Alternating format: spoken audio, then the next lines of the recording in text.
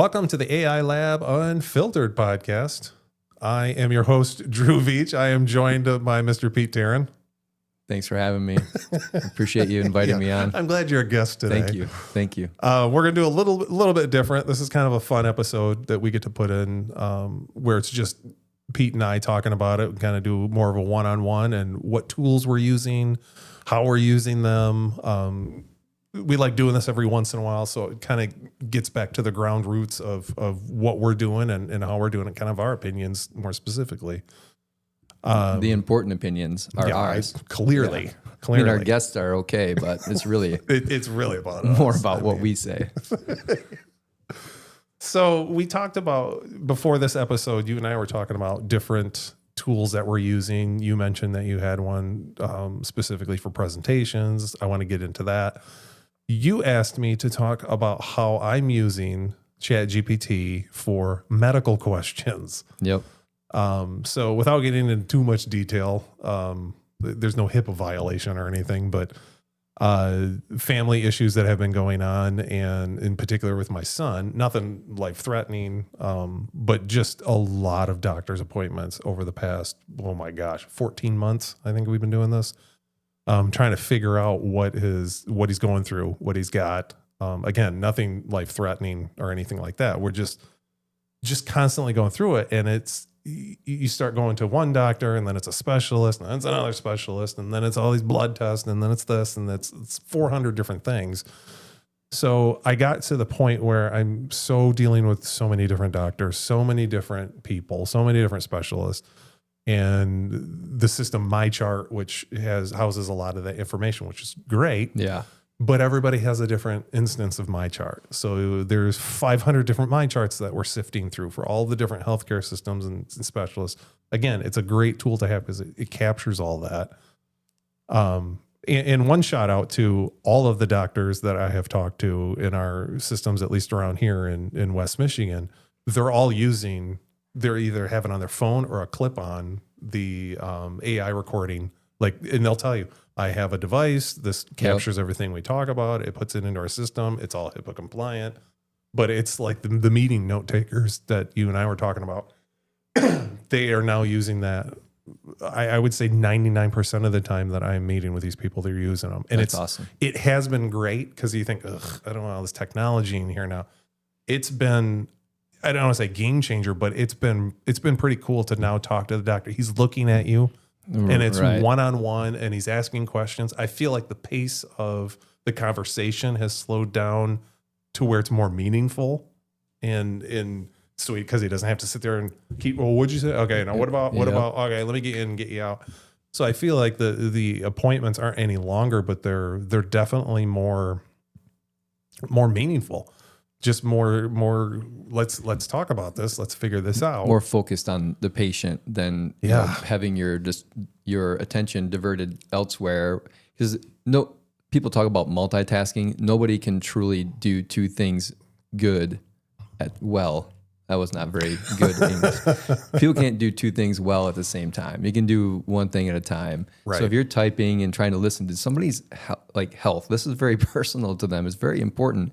To take away that distraction and to have this full transcription, not just notes, but now you've got a full transcription of the conversation. It's way more useful. Yeah, exactly. And I have talked to some of the people in the bigger healthcare systems that we have here in West Michigan that handle a lot of that for them, like handle on the technology end. And they have said this is a game changer for a lot of the docs because at the end of the day, if whatever they didn't capture in that session, they have to go back and go, okay, what did I talk to Pete about? I think it was, and they have to kind of clean up their notes of what they didn't grab. And so they're trying to remember back, okay, I saw 10 people today for various things. How do I keep that all straight? Right. So they have been going, this has been wonderful. I don't have to think through so much at the end of the day, so much as I can think with the patient, with the person coming in at the moment, and it all gets captured in there. Then they can review it, and it's specific and more of it than what they could ever capture anyway. Right. So a couple of them, literally, she said they broke down in tears going, this has saved me hours at the end of the day. Wow. I get to spend more time with my family, and I get better results, more specific notes in the system. I didn't even think about that. So the quality of life improvement for the doctor, because they're not spending time on that note, so they can spend more time with their family. So who doesn't want a refreshed, happy doctor versus somebody who's all strung out from all these long hours and all this note-taking bullshit that they have to do to have that tech. I didn't even think about that as an advantage to that. This is awesome. Yeah. So that was, and that's kind of a tangent, but it was awesome to see that because they're like, oh, this is AI. I'm like, yeah, let's use it. This is awesome. Yeah. I'm all for it. By the way, I have this podcast you should subscribe to. Yeah, you should like and subscribe, which I did get a couple on there, but shameless plug, like and subscribe. But the main use case that I used it for recently was I went into ChatGPT. I had all these different records, all different places. I had paper records. I had digital records. I had everything. And we've got a whole folder full of shit. So I sat down with my wife. I said, here's what I want to do. I know how to use ChatGPT. I can build my own project in there, my own LLM, and have it specifically focused on our son's information. So I said, I need to scan in some of these docs. So we literally just scanned it in, and I added just a PDF of here's more information, and just kept feeding it. And I said, commit this to memory so I can pull this up and start asking questions, as a conglomerate, like this is all in there. And it said, I'm not going to commit this to memory, which was interesting. It said, I'm not going to commit it to memory. What I am going to do is keep it in these attachment forms, because if I commit it to memory, I'm putting it into the database versus keeping it in its current form. I can still read through and analyze it and answer any of your questions. It may take a few seconds longer, but I can still analyze all this stuff and give it to you without violating any kind of HIPAA. And I thought, and the stuff I was feeding it didn't have any, it had specifics like here's his age, height, whatever. Right. But it's not going to say specifically, quite frankly, I don't know. I don't have any information that would really violate HIPAA unless I specifically added in more information than what the forms had, because they do a good job of blocking out any kind of medical numbers or anything. Got it. And I thought that was interesting. I thought, okay, you're not going to commit it to memory. You're going to keep it. It was smart enough to do that. I didn't. I was going to blast through that and violate a bunch of rules, apparently. So let her rip. Let's put it on YouTube. And so I added it all in there, and it was dozens and dozens of documents. And then I got to a point where, okay, now that everything's in here, I want to set up an interview of my son, and I want to ask him a series of questions to kind of get a baseline of what he's experiencing firsthand that's not on these medical records that you can ask, to kind of get a summary of what he's going through, how he's feeling, how it's affecting him, that type of thing. Can you build some questions for me to ask? And it came back, and it was literally, I did that with one prompt. It was a pretty hefty prompt. It was like a paragraph long to try and get as specific as I can. And it came back and it gave me about 2 pages worth of questions asking me how I want to set this up. And here's how I can categorize it. We can ask how it's affecting him in school, how it's affecting his sleep, how it's affecting him socially, how it's affecting him physically. And it went through, and I was like, this is way more than what I could even conceptualize in the beginning. You never would have came up with all those questions on your own. And that wasn't even the questions yet. That was just the categories of what it could ask. Holy crap. To give me an idea of what to kind of narrow down. Okay, you want questions. What kind of questions? Here's how how I would assess somebody from the inside out completely. So I was like, yeah, this is great. And it said, now I can ask it in a light, medium, heavy version. The light version being 10 to 15 questions, the medium one being 20 to 30 questions, or I can ask it, 45 to 70 questions. And it gave me time frames on each. This one's going to take about 10 minutes to answer. This one would take about 20. This one would be about 45 minutes. And I thought, this is interesting. So I said, okay, then let's do the middle one, because I think his attention span would completely zone out after 20 minutes. I said, let's do the middle one. I said, and then let me know how I need to ask these questions. And I said, I'd love to do it verbally. And it said, instead of asking him verbally, you can switch this to the audio. What am I trying to say? The speaking. Yeah. What's that thing called? Voice. The voice mode. Yeah. You can switch me to voice mode and say, now start asking my health questions, say that prompt in quotes to me in the voice mode, and I can start asking it. So it said, I can do it for you. So I said, all right. And That's everybody, pretty badass. if you haven't watched the show, I call my chat GPT Amber. She's English. She's wonderful. So every time the voice mode comes on, it's this English broad. So we're going to get some feedback. Say that in the nicest way possible. Yeah.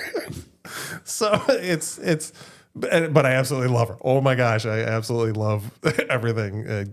Use it way too much. So I said, okay, this is cool. So I sat him down at his desk and I said, and he's a teenager. And I said, so he gets technology. He understands what Chat GPT is. I said, now just ask this prompt. And he asked it and it started asking questions. All right, I'm going to assess your health. I'm going to start by asking you questions about your sleep patterns. You know, what time do you go to bed? What time do you wake up? What time, how your quality of sleep? How would you rate that 1 to 10? And it literally, the first couple of questions, he's kind of goofing around going, is this real? And I'm sitting behind him and he's like, is this for real? Like, do I really have to do this? And he's goofing around and stuff. And I said, be as accurate as you can as we capture this. And he started answering the questions more and more. Well, about the 5th or 6th question into it, I saw the look on his face and he's really starting to contemplate and really answer these in a thoughtful way, almost to the point where it's like he forgot it's a computer asking him and it's just another person like on a Zoom call, like a doc asking him. Jeez. So he's answering all these questions. We took about 22 minutes to go through it all. And it said, okay, I think I have a good idea, a good sense of where you're at right now. And I'll use this to process. It didn't know it was his name. It knew that it thought it was me. So it kept saying, all right, Drew, what about, all right, Drew? And I said, don't worry about that. It doesn't know, multiple people in the room type of thing. Right. So he answered all the questions in it.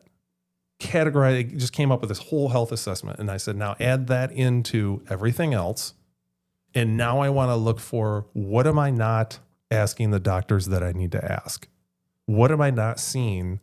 What have we not tested for? What have we not done? What's the rare, unique stuff that's out there that we should be asking about, or the stuff that's not as prevalent of what the normal stuff we tested for? And it gave me a list. You should ask about this. This is the next logical step. Let's rule this out. Let's test for this, or this. It didn't get into any specific medical advice. I do want to reiterate that it's not giving me medical advice. Oh, well, you should do this, and here's the home remedy for it. Right. And here's all the medications you should take. It's not telling me that. It's just, I don't know what to ask. You get, I'm not medical anything. And so to be able to understand what to ask, how to ask it, ask the doc about this, and here's why you ask it. And it spit out a couple of things. And a couple of parts, I didn't understand what it was trying to tell me to do. So I was, we elaborate on that. What does that mean? Yeah. For this possible illness or whatever. And well, this is what it does, and this is what it means, and this is how it shows up, and it could be related to that, but you have to talk to your doctor about it. So it gave me a lot of that background info. So the next appointment I got in there, I started asking a bunch of questions. He's like, oh, yeah, well, yeah, we could talk about this. We could talk about that.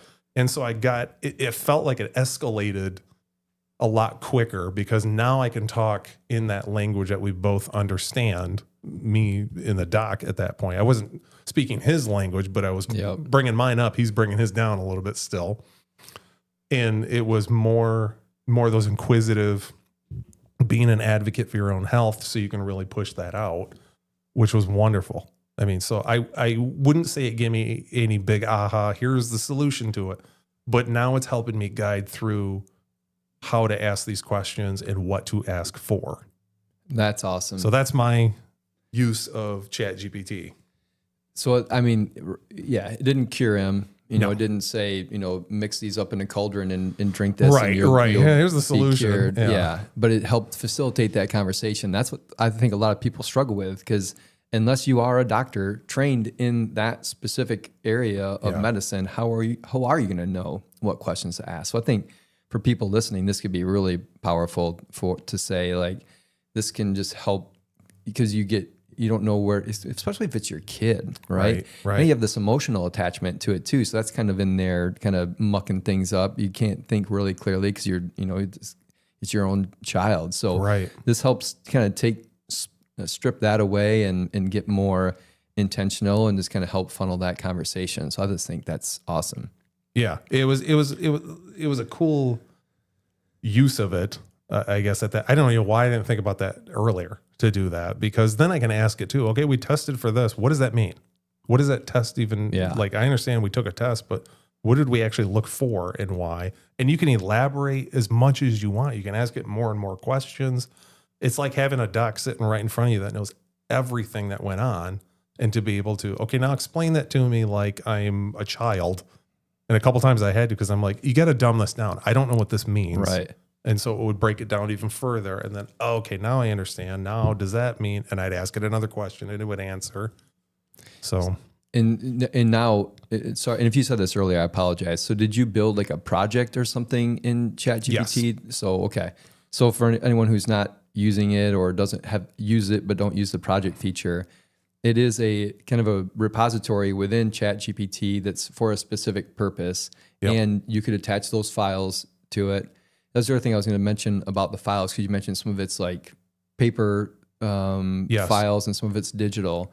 So these tools also have the ability to, it's called OCR. Like if you were to take a picture of a piece of paper with the stuff on it, it can read that paper. Yep.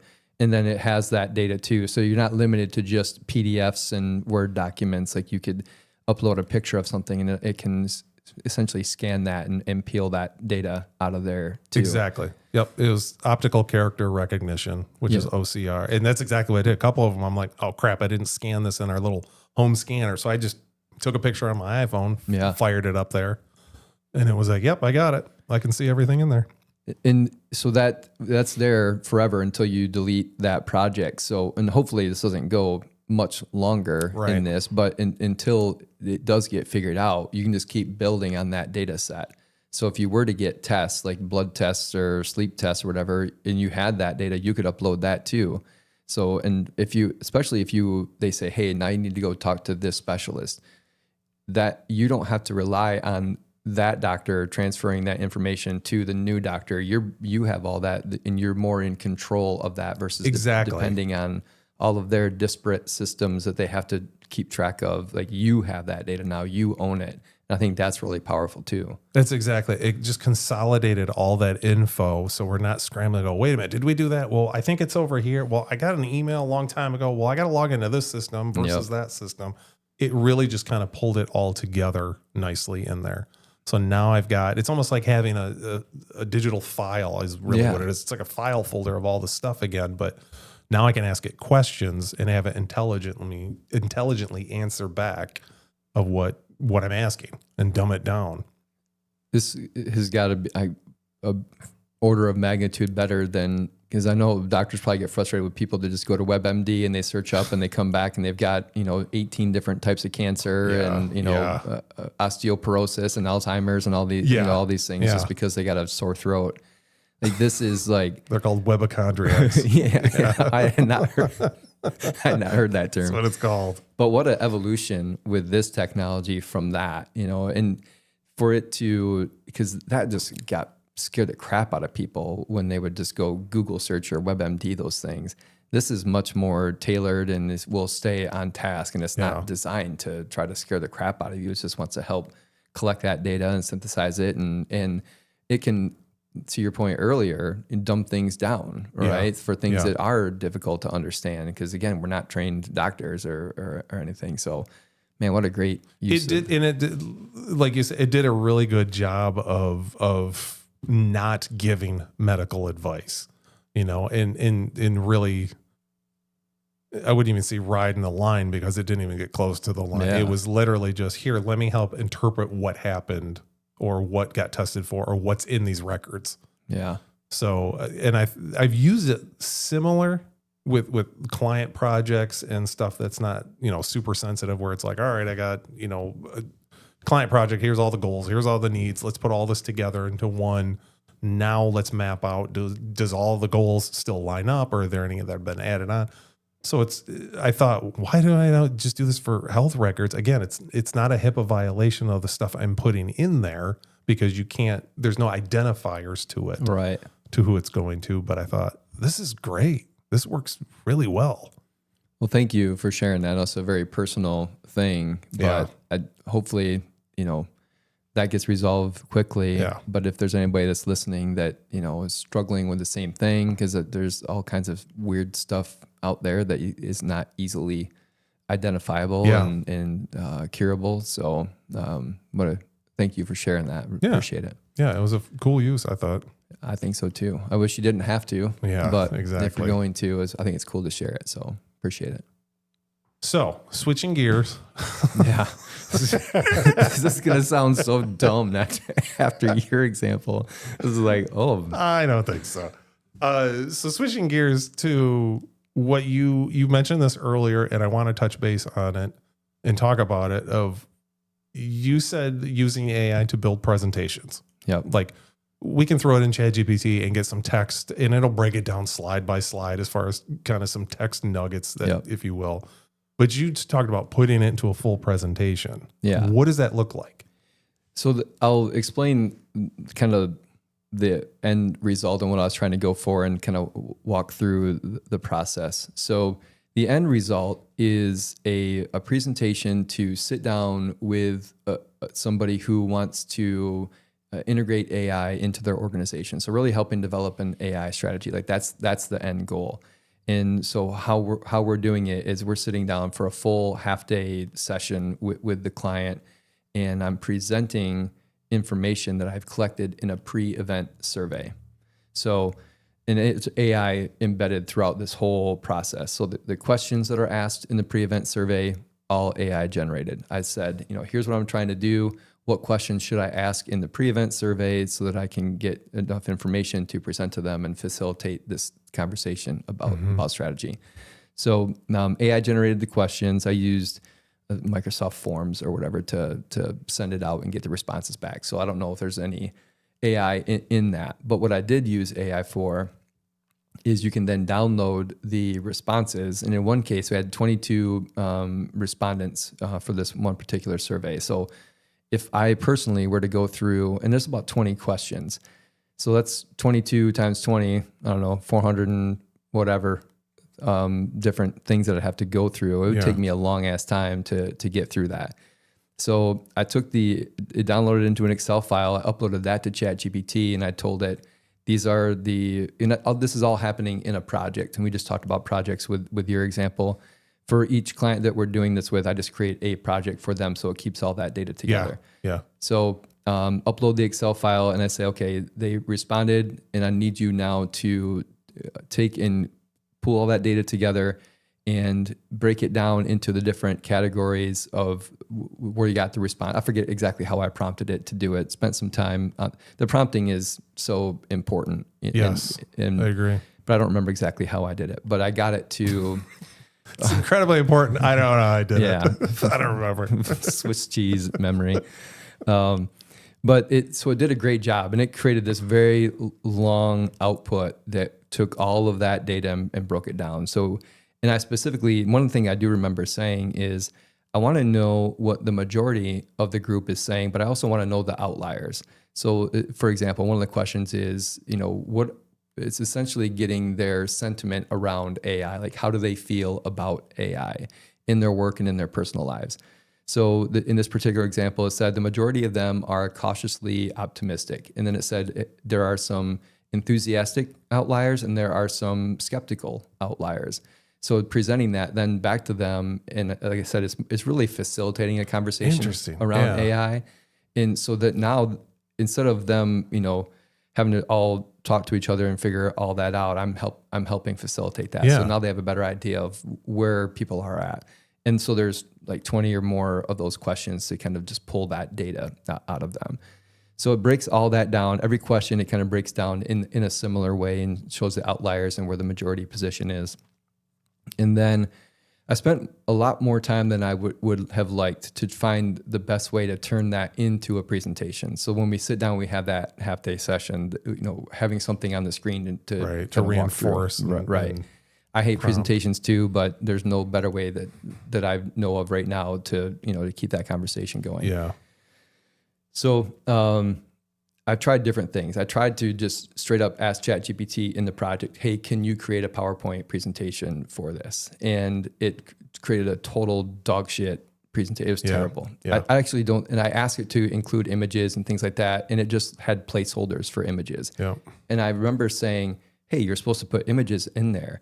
And so then it created a bunch of images that weren't in a PowerPoint presentation. I said, no, put those in the presentation. And it told me, it said, well, why don't you download these photos and then put them in the presentation? And I'm like, no, that's not. Who's working for who? Yeah, yeah, exactly. So that's not what I wanted at all. So that was my first attempt. So ChatGPT, total shit, and the bet on that. So I don't know, maybe I didn't prompt it right because I had never really done anything like this before with it. Not to this extent anyway. So then I had heard some good things about Google Slides. So it has AI built into it. So what I did there is I tried to say, like, here's all this data, create a bunch of slides for it. And it had made a half-assed attempt, and I didn't like that output either. So then I said, okay, I'm going to just have to do this a little bit more manual. So I took the individual questions, the text from it, uploaded it, or just pasted it into the slide. And there's a little button on the bottom of Google Slides that says beautify this slide. So I click that and it will attempt to create an image that correlates to the text on the screen. And I actually got some pretty good response out of that. And so that one of the presentations that I've done for this, that's exactly how I did it. And it's more manual than I would like, but I didn't have to create or find clip art images that I didn't like or anything like that. And it did a pretty good job, but it's still more manual than what I wanted to do. And then I had heard that Google has another product called Notebook LM, and they just released a presentation feature in there. And I didn't really care for the output there either. And I'd heard about a program called Gamma before, and people were having a lot of success with it. And that's the one that I'm using now. It's my favorite of them. It's still not I don't know that we'll ever get to a point where you can just say, create this beautiful slide that I'm going to love, because how does it know, right, what everybody's going to like? But the thing I like about Gamma is it did a pretty good first attempt at it. So how I did it was I had slides that I had in Google that just had the text on the slide with no images. And there's an import feature in Gamma. So I imported just the text slides into Gamma, and then it created images and kind of massaged the text and did all of that. And it did a really good job at the first attempt. What I like about Gamma that you can't do with Notebook LM and is way more manual in Google Slides is the edit ability. So you can go in and be much more targeted in your edits to it. So it gives you a lot more creative control than what it had in other features. So if I had to recommend anything to anybody right now, it would be Gamma. There are some limits. The free version only lets you do up to 10 slides. So you have to pay, I think it's $25 a month, and you can go beyond that. It gives you a lot more tokens for image creation and all that kind of stuff too. So it's $25 a month. It's not, it's not free, but it's also not prohibitively expensive especially if you're doing it in a business application. So that's what I would go for, and I would recommend right now, and what I'll be using in the future until something better comes out. And I think the more I use it, the better I'll get at it too, because I learned, more about how to edit it. And there's a lot of features I'm sure that I haven't even used with it yet. So, and that's building it from, I don't want to say from scratch, but you don't have any graphic template or anything you're using. That's building all the visuals and layout solely from the ground up. Yeah. I didn't give it any real instruction. There's instruction that you can give it, but when I just wanted to see what it would do on its own without instruction, and it did a pretty good job. And then I just had it create a brand new one with more, without talking about who the client is. It was just more tailored to who they were, and the graphics adjusted, and they were more tailored to the client, which is what I wanted. And then as I got into it more, it created one of the images. One of the difficulties with this is image consistency throughout the presentation. It will slightly change art styles. It's close, but not the same in every image every time. So I got tired of that. So I ended up taking one of the images that I really liked and I copied it and I took it and pasted it into ChatGPT and I said, describe this art style in detail. So it gave me a whole like 5-6 paragraph detailed expression of what that art style was. Right. So when I went to create future images, I would just paste that in. I would say, use this art. So you can do that in Gamma. You can create a custom art style or you can use a bunch of templates. And I would go custom and I would just paste that in. And that created a much more consistent visual experience throughout the presentation too. Because, you spend all that time and actually one that I had done before, our CEO said, hey, I noticed that towards the end of that presentation, the images kind of started to change a little bit. I'm like, yeah, you're right. But I was using Google Slides at that point and I had much less creative control over the art style. So that's why I like Gamma a lot more, so you can control that output. Nice. I just wonder if, because I have through BizStream, we have slide decks where we have specific slide templates and you just add in your text or whatever you want. It's not a supporting graphic. It's just more of a branded template with certain styles. I wonder if you feed it that and say, here's the 6 different slides that I typically, branded template slides. Now add all the information on there. I'd still have to find a supporting image if I wanted an image in there or a graph or whatever, obviously. But I wonder if it would handle that.